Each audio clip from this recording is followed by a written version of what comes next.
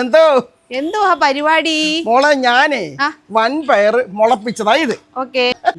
വൻപയറേ മുളപ്പിച്ച് നമ്മൾ തോരൻ വെക്കുന്നതിന് ഒരു പ്രത്യേക ഗുണമുണ്ട്. അതുകൊണ്ടാണ് ഞാനിത് നേരത്തെ തന്നെ വെള്ളത്തിലിട്ട് മുളപ്പിച്ച് വെച്ചേക്കുന്നത്. അപ്പോൾ ഇത് കുറേ എടുത്തിപ്പോൾ അടുപ്പിലോട്ട് ഇത് 2-3 തിള തിളച്ച്. ഇനിയിപ്പോൾ നമ്മൾ ഇതിനകത്തോട്ട് ഈ ഓമയ്ക്ക ഇടുവാന്നേ. ഇത് 2 തിള വെച്ച് നമ്മൾ ഇതിൻ്റെ പുറത്തോട്ട് അരപ്പങ്ങ് വെക്കുക. മോളെ 2 പിടി തേങ്ങായും ഈ ശകലം ജീരകം, മഞ്ഞപ്പൊടി, ഒരല്ലി വെളുത്തുള്ളി ഇട്, പച്ചമുളക് ഇട്, കരിയാപ്പില ഇട്. അതുകൊണ്ട് വാ അരപ്പ് അങ്ങോട്ട് ഇട്ട് കൊടുക്കുവാന്നേ കേട്ടോ. ഇതിരുന്ന് വെന്ത് പറ്റട്ടെ എല്ലാം കൂടെ. ഇത് വെന്ത് വെള്ളമെല്ലാം പറ്റി മോളെ. ഇനി എന്തായാലും നമുക്കേ ഇതൊന്ന് സെറ്റാക്കാം. ഇതിനകത്തോട്ട് ഇനി ഇച്ചിരി കടുക് താളിച്ചൊഴിച്ചാൽ മതി കേട്ടോ. എല്ലാം റെഡിയായി.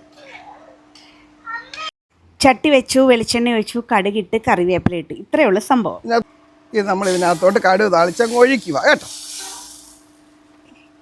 നല്ല ടേസ്റ്റ് കേട്ടോ. ചോറൊക്കെ ഉണ്ണാൻ പറ്റിയൊരു സാധനമാണ്.